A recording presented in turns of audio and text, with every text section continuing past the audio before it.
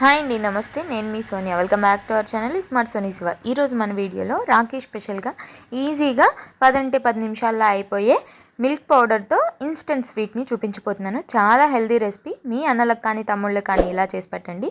So ఈ healthy స్వీట్ని అలాగే ఇన్స్టెంట్ స్వీట్ని ఎలా చేసుకోవాలో చూసేద్దాం. ముందుగా ఒక బౌల్ తీసుకొని అందులోకి ఏదైనా ఒక కప్పు కొలతతో ఒక కప్పు దాకా కాచి చల్లార్చిన పాలను వేసుకుంటున్నాను నేను. మీరు పచ్చిపాలైనా యాడ్ చేసుకోవచ్చు. నేనైతే చిక్కటి పాలు వేసుకున్నాను. ఇప్పుడు ఇందులోకి పావు కప్పు దాకా పంచదార అలాగే ఒక కప్పు దాకా మిల్క్ పౌడర్ని వేసుకుంటున్నాను. ఇక్కడ మీరు ఏ బ్రాండ్ అయినా తీసుకోవచ్చు. నేను తీసుకున్న బ్రాండ్ వచ్చేసి వీడియోలో చూపిస్తున్నాను కదా, అమూల్య డైరీ వైట్నర్ అనమాట. సో ఈ మిల్క్ పౌడర్ వేసేసుకున్న తర్వాత అంతా బాగా కలిసే విధంగా కలిపేసుకోవాలి. లమ్స్ ఏమీ లేకుండా ఇలా లిక్విడ్ ఫామ్లోకి వచ్చే విధంగా కలిపేసుకోవాలి. ఇలా కలిపేసుకున్న దాన్ని ఇప్పుడు మనం స్టవ్ మీద పెట్టేసుకోవాలి. స్టవ్ మీద పెట్టుకొని స్టవ్ని సిమ్లో పెట్టుకొని ఇందులోకి 1 టేబుల్ స్పూన్ దాకా బటర్ వేసుకొని చక్కగా బటర్ అంతా మెల్ట్ అయ్యే విధంగా సిమ్లో పెట్టుకొని కలుపుకుంటూ కరిగించుకుంటే బటర్ అనేది మెల్ట్ అయిపోయి ఇలా మనకి స్మూత్ టెక్స్చర్లా క్రీమీగా అవుతుంది. ఇంకొంచెం సేపు ఇలా సిమ్లోనే కలుపుకుంటూ ఉంటే ఇలా థిక్గా అవుతుంది. అలాగే మరొక నిమిషం పాటు ఇలా కలుపుకుంటూ ఉంటే ఇలా దగ్గరికి అయిపోయి మనకి స్టిక్కీగా అవుతుంది. మరొక అర నిమిషం పాటు కలుపుకుంటే కనుక ఇలా మనకి ప్యాన్ నుంచి సపరేట్ అవుతుంది. ఇలా ఈ కన్సిస్టెన్సీ వచ్చిన తర్వాత స్టవ్ ఆఫ్ చేసేసుకోవాలి. మరీ గట్టిగా అయిపోయిందాకా ఉంచకూడదు అనమాట. ఈ కన్సిస్టెన్సీ వచ్చిన తర్వాత స్టవ్ ఆఫ్ చేసి పక్కకు దించేసుకొని ఒక ప్లేట్లోకి నెయ్యి రాసుకొని ఆ ప్లేట్లోకి దీన్ని వేసేసుకోవాలి. ఈ మిశ్రమాన్ని వేసేసుకొని ఈ మిశ్రమాన్ని కంప్లీట్గా చల్లారిపోనివ్వాలి. లేదా గోరువెచ్చగా ఉన్నప్పుడు ఇలా చేతికి ఆయిల్ కానీ లేకపోతే గీ కానీ రాసుకోండి. నేనైతే నెయ్యి రాసుకున్నాను. నెయ్యి రాసుకొని చక్కగా స్మూత్ బ్యాటర్ లాగా కలుపుకోవాలి. ఇలా కలుపుకున్న పిండిలో ఉంచి 2 పార్ట్స్ లాగా డివైడ్ చేసుకోవాలి. ఇలా 2 పార్ట్స్గా డివైడ్ చేసుకున్న తర్వాత వీటిల్ని రౌండ్ బాల్స్ లాగా చేసుకోవాలి. ఇలా రౌండ్ బాల్స్ లాగా చేసుకున్న తర్వాత ఇప్పుడు వీటిల్ని పక్కన పెట్టేసుకోండి. ఇప్పుడు నెక్స్ట్ ప్రాసెస్లోకి వెళ్ళిపోదాం. ఇప్పుడు ఒక చపాతీ చేసే స్టాండ్ ఉంటుంది కదా, దాని మీద ఇలా వ్రాపర్ వేసేసుకోండి. Food wrapper. ఇలా మీ దగ్గర వ్రాపర్ లేకపోతే కనుక మన ఇంట్లో ప్లాస్టిక్ కవర్స్ ఉంటాయి కదా, అవైనా కూడా యూజ్ చేసుకోవచ్చు.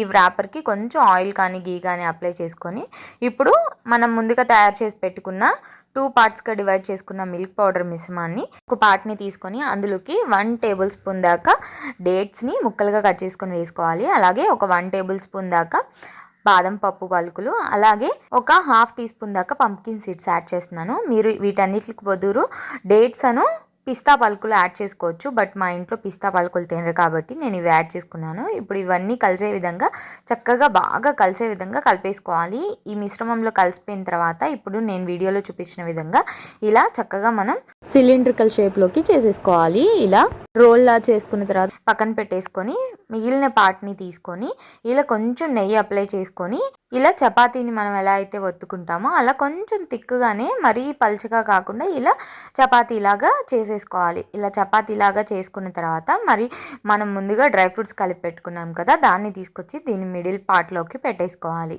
ఇలా నేను వీడియోలో చూపించిన విధంగా ఫిక్స్ చేసుకున్న తర్వాత ఫోల్డ్ చేసేసుకోవాలి. ఇలా రౌండ్గా ఫోల్డ్ చేసేసుకోవాలి. ఇలా చేయడం వల్ల ఏంటంటే మనకి ఇదొక లేయర్లా ఉంటుంది. డ్రై ఫ్రూట్స్ అనేది లోపల ఉండి బయటికి రాకుండా పడిపోకుండా ఉంటాయి అన్నమాట. సో ఇలా చక్కగా లోపల ఉన్న దాన్ని కవర్ చేస్తూ ఇలా ఫోల్డ్ చేసేసుకోవాలి. మీకు ఈ ప్రాసెస్ అంతా వద్దనుకుంటే అంతా మొత్తం కలిపి డ్రై ఫ్రూట్స్ లాగా కలిపేసుకొని రౌండ్ బాల్స్ లాగా కానీ మీకు ఏ షేప్ ఇష్టమైతే ఆ షేప్లో కానీ చేసేసుకోవచ్చు. రెడీ అయిపోతుంది. నేనైతే ఇలా చేస్తున్నాను కాబట్టి ఇప్పుడు ఆ ఫ్రూట్ ర్యాపర్ కవర్లోనే ఇలా ఫోల్డ్ చేసేసి ఇలా చక్కగా కవర్ చేసేస్తున్నాను. ఇలా కవర్ చేసేసిన దాన్ని మనం ఫ్రిడ్జ్లో ఒక 20 మినిట్స్ పెడితే చక్కగా సెట్ అయిపోతుంది అనమాట. డీప్ ఫ్రిడ్జ్లో కాదండి, నార్మల్ ఫ్రిడ్జ్లోనే పెడితే చక్కగా సెట్ అయిపోతుంది. ఒక 20 మినిట్స్ తర్వాత బయటికి తీసేసి మీకు ఏ షేప్లో కావాలంటే ఆ షేప్లోకి కట్ చేసుకోవచ్చు. కొంచెం నెయ్యి అప్లై చేసుకున్న చాక్తో. నేనైతే ఇక్కడ చూపిస్తున్నాను చూడండి, కట్ చేస్తున్నాను ఎంత సాఫ్ట్గా కట్ అయిపోతుందో. ఇలా చక్కగా కట్ చేసుకుంటే మనకి ఇలా షేప్స్ లాగా వస్తాయి. నేనైతే ఇలా చిన్నగా ఇలా బారుగా షేప్ లాగా కట్ చేసుకుంటున్నాను. మన ఇష్టం అండి, మనం ఏ షేప్లో అయినా కట్ చేసుకోవచ్చు. నేనైతే కొన్ని రౌండ్గా కూడా చేసుకుంటున్నాను అనమాట. మీకు నచ్చిన షేప్లో కట్ చేసుకోవచ్చు. అలాగే లేదా మీరు రౌండ్ బాల్స్ లాగా అయినా చేసుకోవచ్చు, లడ్డు లాగా మీ ఇష్టం అండి. మనం ఏ షేప్లో చేసుకున్నా కూడా లోపల డ్రై ఫ్రూట్స్ కనిపిస్తూ డ్రై ఫ్రూట్స్ తగులుతూ తినేటప్పుడు చాలా బాగుంటుంది. నోట్లో వేసుకుంటే అలా కరిగిపోతుంది. మీరు బయట నుంచి తీసుకురావడం ఇష్టం లేకపోతే ఈ రాఖీకి మీ చేతులతో మీ అన్నలకు కానీ తమ్ముళ్ళకి కానీ ఇలా ఒకసారి చేసి పెట్టండి. 10 నిమిషాల్లో అయిపోయి ఈ ఇన్స్టెంట్ స్వీట్ హెల్దీ కూడా, ఎందుకంటే మనం నట్స్ వేసాం, మిల్క్ పౌడర్, పాలు అన్నీ ఉన్నాయి కాబట్టి.